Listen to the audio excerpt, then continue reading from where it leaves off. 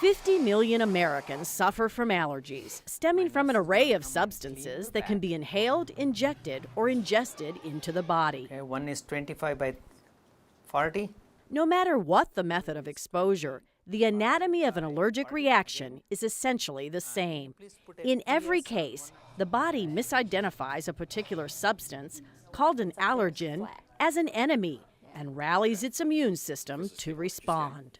So what an allergy attack really is the body's immune system behaving inappropriately. So what happens, the immune system is supposed to be attacking pathogens, things that are there to invade your system, make you sick, bacteria, viruses, and things like that. But what actually happens is that when you're allergic, you're actually getting reactions to things you're not supposed to have reactions against. Things that float through the air are the primary allergens for most sufferers. To understand exactly what happens, we trace the pathway of one of the most common airborne allergens, tree pollen. Most of us associate pollen with that yellow dust that coats our cars. Such dust is visible to our eyes because it contains pollen along with a whole lot of other things in the air. But individual grains of pollen, the stuff that wreaks havoc in our noses, are actually microscopic pieces of male DNA. Pollen is particles which carry the male DNA of the plants, and they're doing this because they want to reproduce. This is pollination. Trees with big leaves, like oaks and maples, have tiny blossoms on them that turn into leaves. It's those tiny flowers that release the pollen. Small flowers, big leaves equals lots of pollen. So it all starts with male DNA floating through the air. But instead of finding its female botanical mate, the pollen makes its way into a human nose. The nasal passages are lined with immune cells called mast cells. Mast cells act as scouts for the body's defense troops, continually on the lookout for approaching enemies. The mast cell basically sits out and it has receptors kind of like sticking out like this, looking for allergens. And if the allergen binds to a receptor, the mast cell will be activated. If a person is allergic to pollen, he has certain receptors specially programmed to intercept pollen. When the pollen binds to those receptors, it sends a signal that triggers the release of a chemical called histamine. Histamine is the first soldier to get the ball rolling. It's actually pre-stored inside little granules in the depth of the mast cell. Ready to go, comes out, gets released, and then there are other chemicals and mediators that may take time to synthesize to be released later. The histamine release alerts the immune system to send in reinforcement troops. Help! More cells rush in to help fight the invasion. In order to get them there, the blood vessels have to get bigger, which eventually leads to inflammation and what we know as a stuffed-up nose. With the histamine release and all the other mediator release, you're getting inflammation. So when you're getting actual stuffiness in the nose, that's actually inflammation. What's happening is the airways are getting engorged, and what is happening is that's causing the stuffiness. Mast cells with receptors are part of everyone's immune system. In people with healthy immune systems, they stand watch to intercept real invaders, like the virus which causes the common cold. And in those cases, the mucus buildup, sneezing, and watery eyes that ensue are good things, allowing pathogens to be blown out, flushed out, or pushed out. The most common type of allergy affects the upper airways.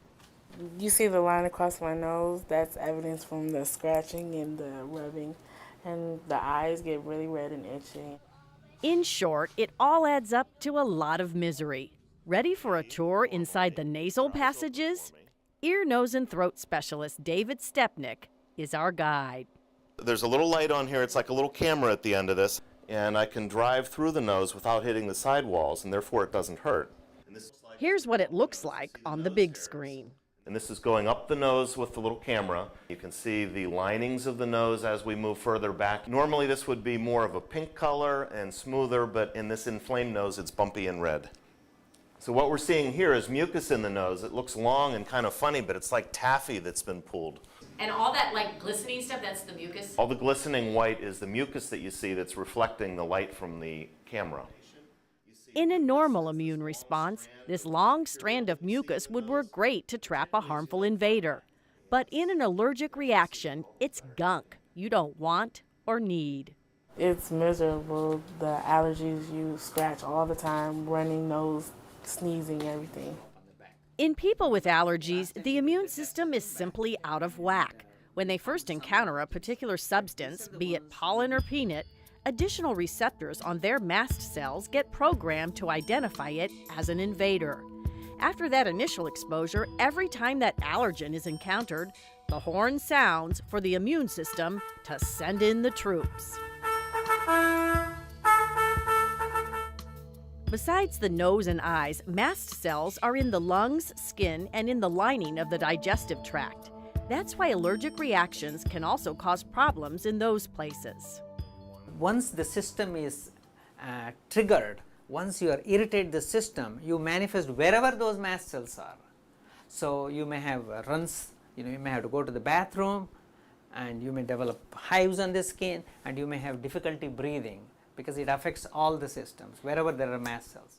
Just like symptoms affecting the nose and eyes, such things are actually helpful when the body is truly under attack. For example, hives on the skin are an indication that the blood vessels have dilated, which means they've enlarged, so they can carry more cells to fight the invader. In allergic reactions, such things can become downright dangerous. Many people with allergies also have asthma, a lung disease which causes the airways to constrict and narrow. Allergic reactions can trigger life-threatening asthma attacks. Because with the asthma, you already have inflammation in the lungs, you get exposed to the allergen, and you're now having additional inflammation, and plus the muscles around the airways actually clamp down and physically close down the airways, which leads to shortness of breath.